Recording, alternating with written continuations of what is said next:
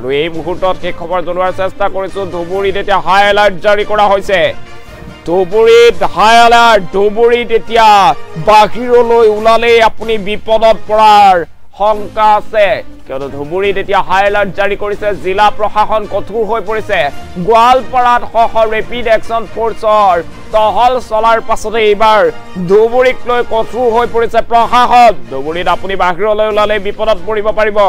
163 ধাৰা জাৰি কৰা হৈছে 163 নং ধাৰা জাৰি কৰা হৈছে ধুবুৰীত হাহাকাৰ পৰিস্থিতি এতিয়া সেনা আৰক্ষীৰ জোৱানৰ টহল চলিছে হাই এলাৰ্ট ধুবুৰীবাসী বাহিৰলৈ ওলালে বিপদত পৰিব পাৰিব